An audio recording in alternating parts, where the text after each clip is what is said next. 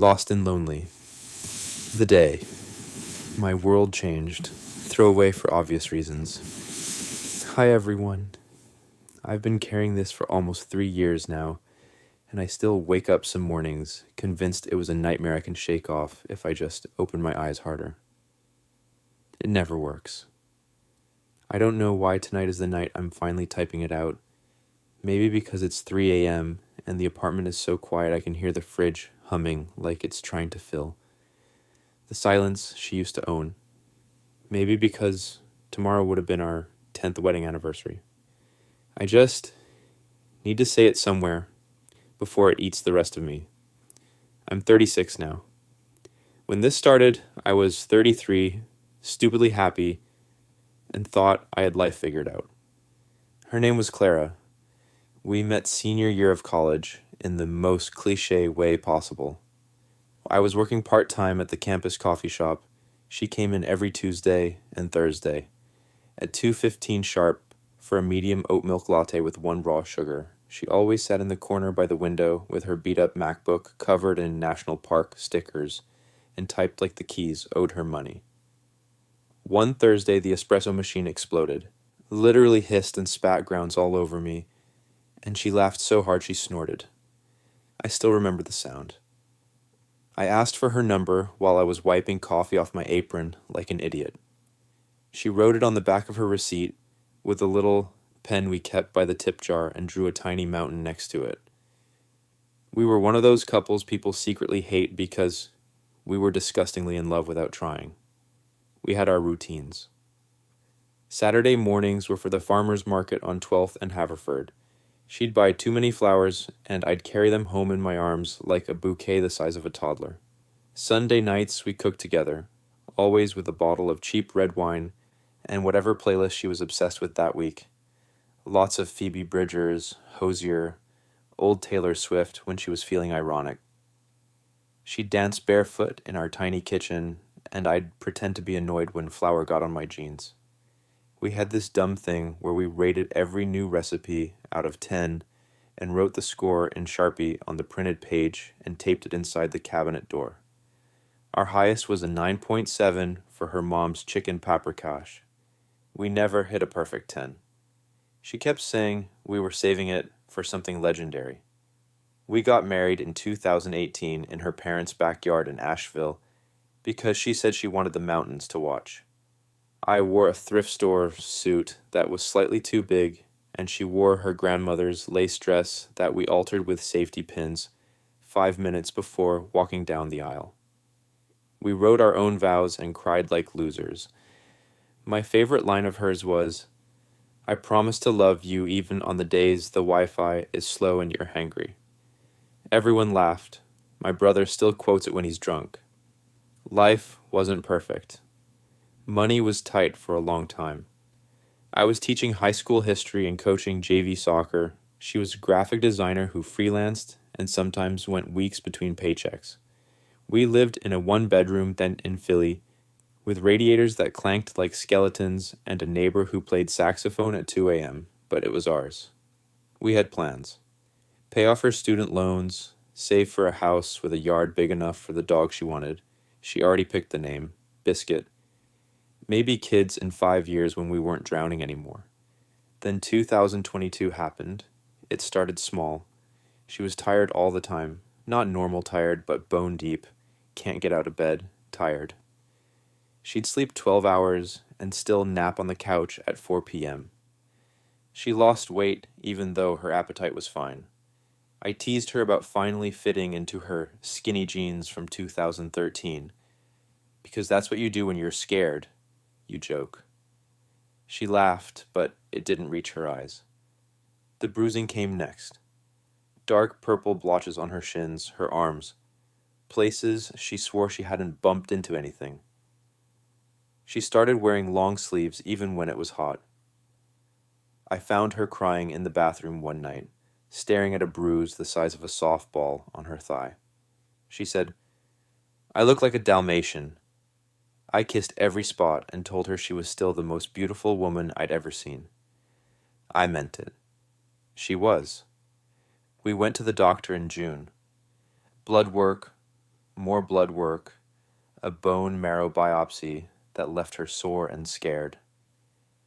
I held her hand while they put the needle in, and she squeezed so hard I lost circulation for an hour.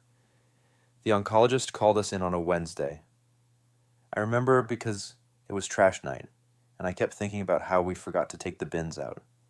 Acute myeloid leukemia, aggressive subtype. They said words like blast count and induction chemotherapy and possible transplant.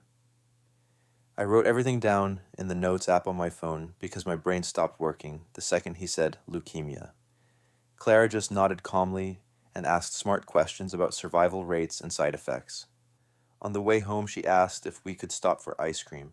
She got strawberry in a waffle cone and ate the whole thing in the car while tears ran down her face. I couldn't eat mine. It melted all over my hand and I let it. Chemo started the next week. They admitted her to H-UP, Hospital of the University of Pennsylvania, for the 7+3 regimen, 7 days of one drug, 3 of another. I took family leave from work. Her mom flew in from North Carolina and stayed on our couch. The first few days she was okay, just nauseous. She still had her hair and her sense of humor. She made the nurses laugh by rating the hospital Jell-O, a generous 4.2. Then the side effects hit like a train. She lost 20 pounds in 2 weeks. Her hair started falling out in clumps. I found long brown strands on the pillow, in the shower drain, wrapped around the couch cushions like sad little ghosts. One night she asked me to shave it. We sat on a towel in the bathroom, and I used my electric clippers while she held a mirror and cried quietly. When it was done, she looked so small. She put on one of my beanies and said, "I rock the cancer chic look, right?" I told her she was the most beautiful bald woman in the world. She laughed, then threw up in the sink. Remission came fast, thank God. By September, her counts were normal. We celebrated with sparkling cider on the apartment balcony because alcohol was off limits. She danced to "Lover" in her socks, and for a minute everything felt fixable. We knew it might come back. AML is a bastard like that. They scheduled consolidation chemo, lower doses, outpatient. She wore a port in her chest and carried a little backpack cooler with anti-nausea, meds everywhere. We tried to get back to normal. I returned to teaching. She started working from home again, designing book covers for indie authors. She made one for a romance novel with a mountain on it and told me it was us, but make it fiction. Thanksgiving 2022, we drove to Asheville. She was tired but happy. Her dad carved the turkey and her mom made the paprika chicken. We rated it a 9.4, down from 9.7 because the dumplings were slightly gummy. Clara fell asleep on the couch halfway through pie. I carried her to bed like we were still newlyweds. The relapse was found in January 2023 on a routine blood draw. The numbers were worse, much worse. They said the only real shot now was an allogeneic transplant, someone else's bone marrow. She needed a perfect match.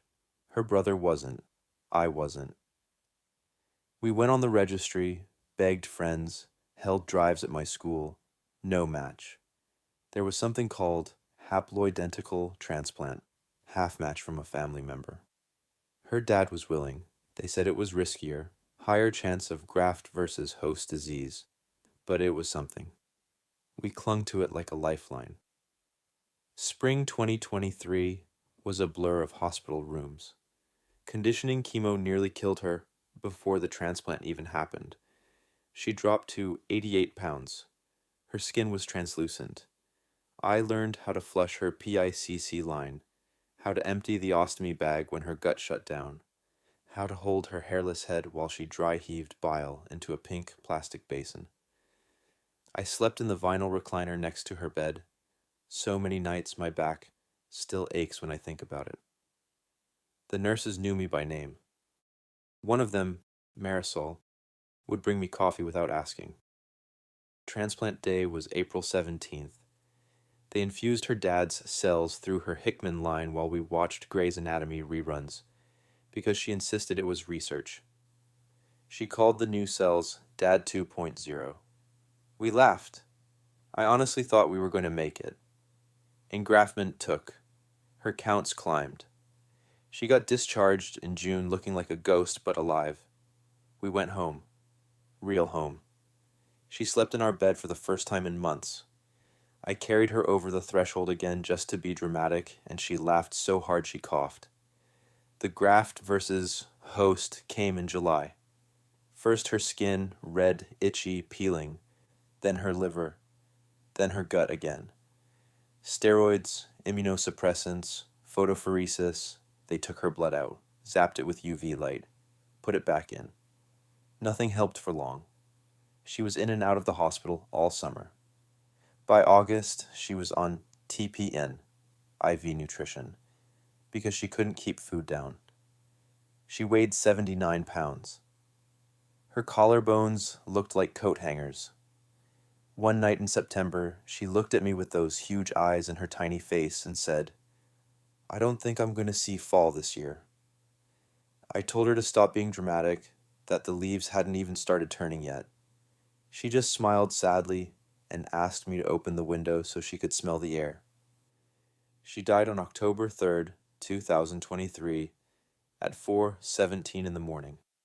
I know the exact time because I was holding her hand and watching the monitor. Her breathing had been shallow for hours. The nurse had given her more morphine. I was telling her about the dumb thing one of my students did in class, just talking to keep the silence away. She squeezed my fingers once, so lightly I almost missed it, and then she was gone. The alarms didn't even go off at first. It was quiet, terrifyingly quiet. I don't remember much after that. Her mom wailing in the hallway. My brother showing up and hugging me so hard I couldn't breathe. Someone brought me a paper cup of water I never drank. The funeral was small. We played The Night We Met by Lord Huron because it was the song from our first dance. I read the vows we wrote in 2018. People kept saying she's in a better place and at least she's not suffering. I wanted to scream that the better place was here, with me, eating overcooked dumplings and dancing in the kitchen. The first year was survival. I slept on the couch because the bed smelled like her for months, and it hurt too much. I lost 30 pounds because cooking for one felt pointless. I kept setting 2 plates on the table out of habit and then staring at the empty chair like an idiot.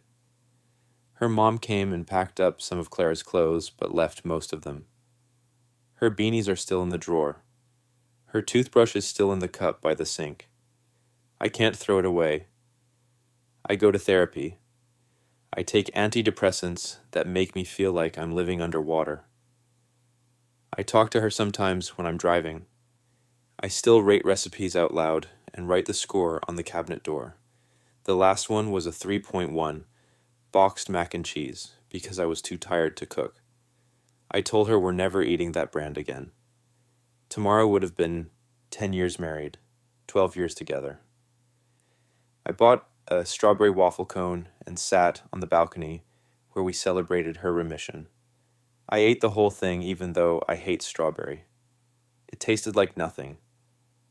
I don't know how to end this, except to say I miss her every second.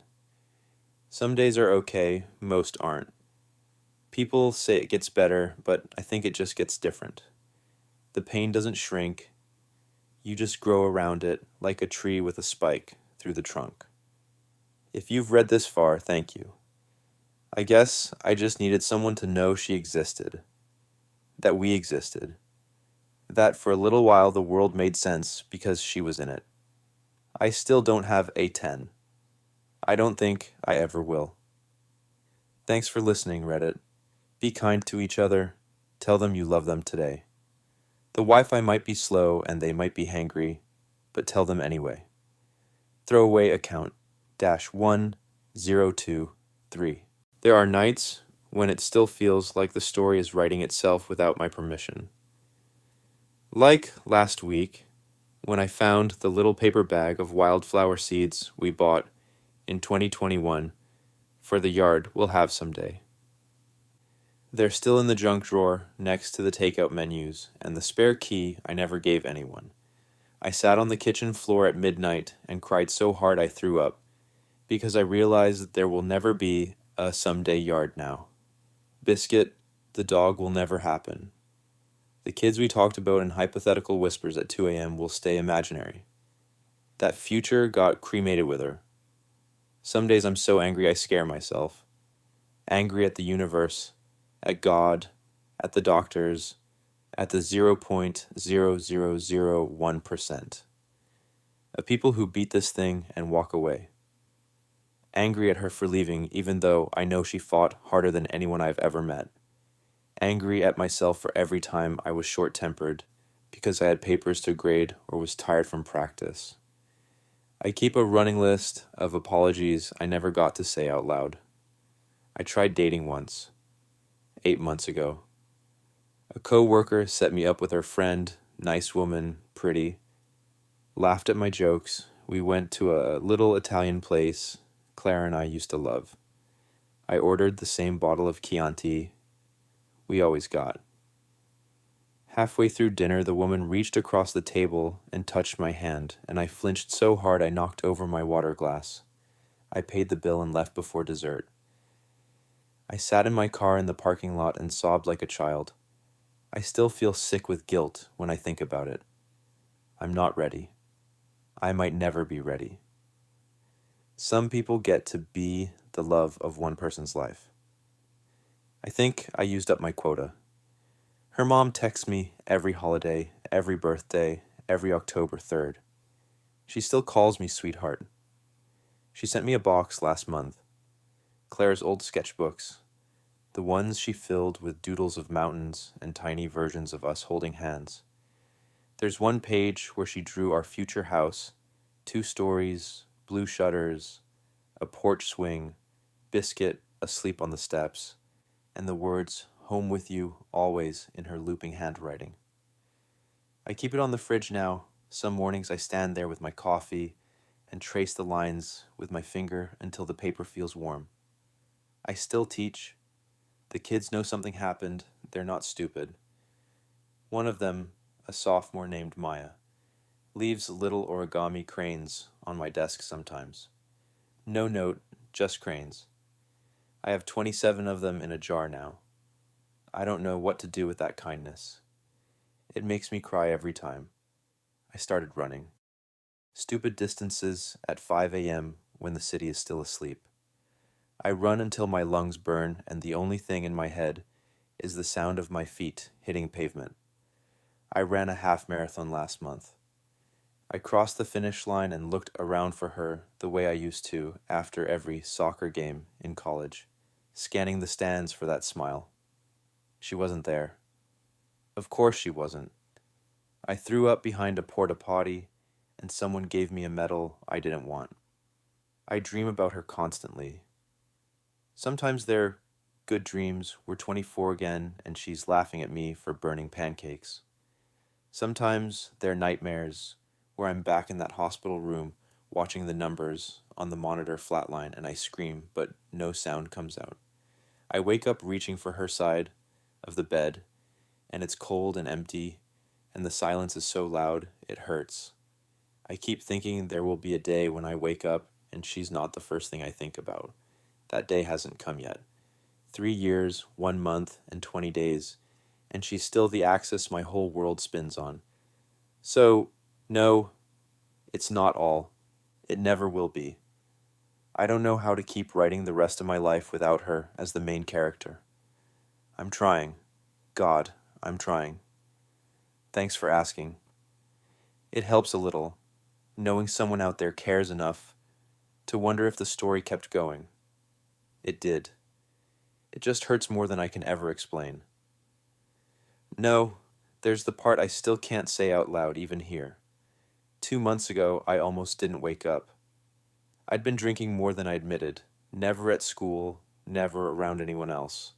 Just alone in the dark with a bottle of the same cheap red we used to cook with.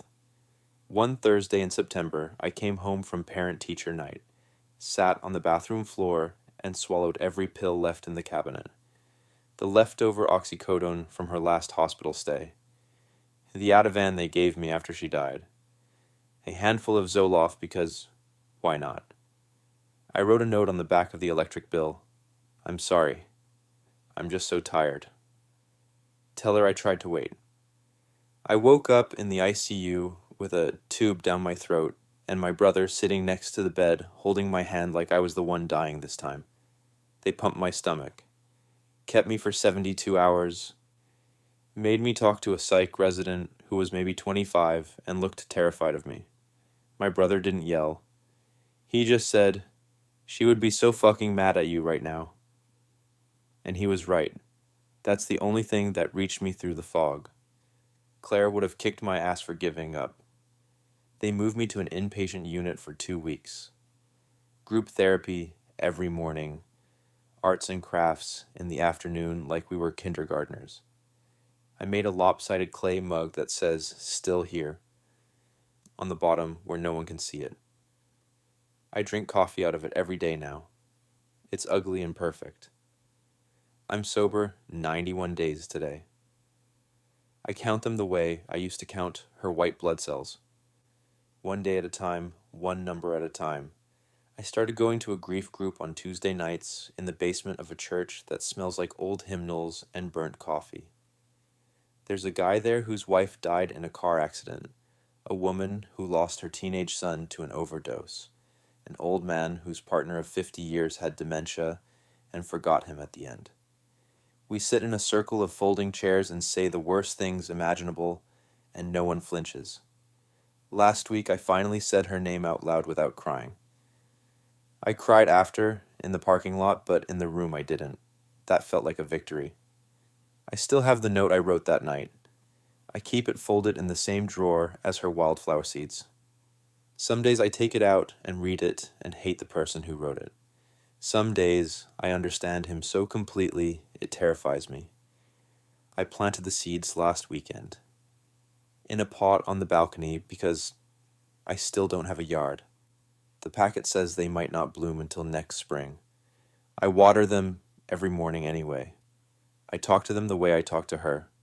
I tell them about my day, about the kid in third period who asked if I believe in ghosts, about how I finally cooked the chicken paprikash again and gave it a 9.1 because the dumplings were perfect this time. Almost perfect. I still don't know how to be a person who lives in a world without her, but I'm learning that almost might be enough for now. So, no, this isn't all. I'm still here. And for the first time in 3 years, that feels less like a betrayal and more like a promise I'm trying to keep. I'll let you know what color the flowers are when they finally bloom. She would have loved them. Thank you for checking again. It matters more than you know. No, there's the part that doesn't fit into paragraphs or timelines. The part that lives in my body now. I flinch when people say, "How are you?" because the honest answer's still broken, but that's not what you say at the grocery store. I still reach for 2 mugs every morning. I still pour 2 cups of coffee and let the second one go cold on the counter because throwing it out feels like murder. I still say "we" when I talk about the apartment, the plans, the future. My brother corrects me sometimes, gently. I hate him for it and love him for it in the same breath. I found her last voicemail last month. It was from the day before the transplant, buried in a folder I hadn't opened since 2023. 37 seconds. "Hey babe, it's me. They just told me they're moving the infusion up to tomorrow morning instead of Wednesday. I'm scared, but also weirdly calm. I don't know. I just needed to hear your voice. Call me when you get this. I love you more than mountains. Bye." I've listened to it 412 times. I know because my phone counts. I fall asleep with it on repeat some nights. Volume so low it's almost nothing. Just to pretend she's on the other end of a call I forgot to pick up. I finally threw out her toothbrush last week. 3 years and 4 months. It took me 45 minutes standing over the trash can with it in my fist. I cried so hard I had to sit on the bathroom floor. I took a picture of it first, like a psycho. It's in a hidden album on my phone called Things I Can't Delete. The flowers bloomed. 2 weeks ago. Tiny purple and yellow things I don't know the names of. They're scrappy and stubborn, and half of them got eaten by caterpillars almost immediately. Claire would have laughed and named the caterpillars and taken 1,000,000 photos. I took one photo. Just one. I sent it to her mom with the caption, "She did it." Her mom sent back a voice note of herself crying in her garden. I'm moving. Not far. Just to a little row house in South Philly with a backyard the size of a postage stamp. It has blue shutters. I didn't mean for it to have blue shutters, it just did. The realtor kept calling it a starter home. I wanted to tell her it's a finisher home, that everything after this is just epilogue. But I signed the papers anyway. I'm taking the cabinet door with us, the one with all the recipe scores in Sharpie. I unscrewed it myself at 2 a.m. last night. The new owners can have the rest. They can have the echoes. I'm taking the part she touched. I still don't have a 10, but last night I made her paprikash again. I used the good Hungarian paprika her mom sent me for Christmas. I danced alone in the kitchen to our old playlist. I cried into the dumplings. They were perfect. I wrote 9.9 on a post-it and stuck it to the fridge because I can't bring myself to give anything a 10 without her here to argue about it. When I locked the apartment for the last time this morning, I stood in the empty living room and said out loud, "We did good here, Claire's." The words echoed off the bare walls and sounded like goodbye, and thank you, and I love you all at once. So, no, this still isn't all. But for the first time, I think I can see the edge of it. The place where the story stops being only about losing her and starts being about carrying her. I'm going to plant the rest of the wildflower seeds in the new yard. I'm going to get a dog. I'm going to name him Biscuit because promises are sacred. Even the ones you make when you're 28 and invincible. And someday, maybe not soon, maybe not for years, I might let myself love someone new. Not to replace her, never to replace her. But because she made me believe love is bigger than one lifetime. And I think she'd haunt me if I kept it locked up in a drawer with her toothbrush and a note I never sent. I still don't know how to do this, but I'm doing it anyway. That's all I've got for now. I'll let you know when Biscuit digs up the first flower. She'll probably laugh from wherever she is. Thank you for staying through all the pages. It means the world that you kept turning them. Throwaway account -1023, who might finally get to stop being a throwaway someday. Because today the realtor handed me the keys to the new house, and I stood in the empty backyard, 12 by 18 feet of cracked concrete and weeds, and I laughed out loud like a crazy person. I laughed because the very first thing I saw, half buried under last year's leaves, was a tiny hand-painted rock, faded purple Sharpie, a lopsided mountain, and two stick figures holding hands. On the back, in handwriting, I would know if I was blind. Home with you, always. See, I don't know how it got here. I don't know if some kid painted it, or if the universe has a sense of humor, or if she actually reached down and put it there herself because she knew I'd need proof on the exact day I was terrified I was leaving her behind. I sat down in the dirt and I bawled until my shirt was soaked. Not pretty crying, ugly, snotty, 3 years overdue crying. Then I dug a hole with my bare hands right where the rock was, and I buried the cabinet door, the one with all our recipe scores, face up, like a foundation stone. I planted the last packet of wildflower seeds on top of it. I whispered the vows we wrote in 2018 into the soil, like I was marrying the ground itself, and then I did the thing I swore I'd never do. I gave the paprikash a 10.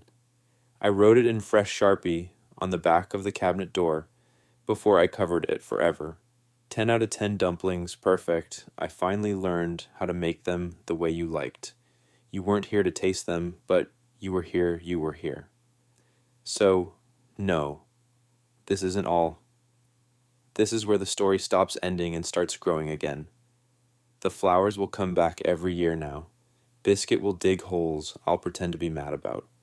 I'll keep cooking for 2 and leaving 1 plate empty until it doesn't hurt anymore. I'll keep saying we until it feels true again in a different way.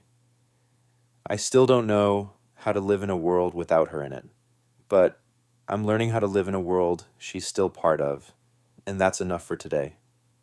That has to be enough. Thank you for walking every step of this with me. I think I can put the throwaway down now. I think I'm ready to use my real name again. See you in the garden. Yes, this is all. The flowers came up thick this year, purple, yellow, and a stubborn streak of white ones she always called the quiet ones. Biscuit is asleep on the porch swing, snoring like a tiny chainsaw, his head on the exact spot where she used to rest her feet when she read. The cabinet door is underground, but I know every number on it by heart. I still cook paprikash on Sundays. I still rate it a 10 every single time, and I don't feel guilty anymore. Some mornings I wake up and the first thing I feel isn't pain. Some mornings it's just the sun on my face and the dog's tail thumping against the floorboards and the smell of coffee. Some mornings I don't reach for her side of the bed at all. Those mornings still surprise me. They feel like small betrayals and enormous mercies at the same time. I kept the painted rock on the windowsill above the kitchen sink. I say goodnight to it every night. I say good morning to it every morning. I don't need to anymore, but I do anyway. It's habit now, love turned into habit. That's the quietest kind of forever. I'm not fixed. I never will be. There's a Clara-shaped hole in me that will stay empty until the day I die. But the edges have stopped bleeding. The hole has become a space I can carry things in, instead of just fall through. I still cry sometimes. I still listen to that 37-second voicemail on her birthday, and on mine, and on the day we met, and on the day we married, and on the day she left. But I smile more than I cry now. I laugh at Biscuit's ridiculous zoomies, and at my students' terrible jokes, and at the way the light hits the mountain sticker on my travel mug every morning at 7:03 a.m. Exactly. I loved her with everything I had. I love her with everything I still have. That hasn't changed, and it never will. But I'm here. I'm breathing. I'm living the epilogue she fought so hard to give me. And that's the whole story. There isn't any more. Thank you for sitting with me while I told it. Now, go hug someone you love. Tell them the Wi-Fi can be slow, and they can be hangry, and you'll love them anyway. I have to go. Biscuit just stole an entire sock, and the flowers need watering. E, for good this time.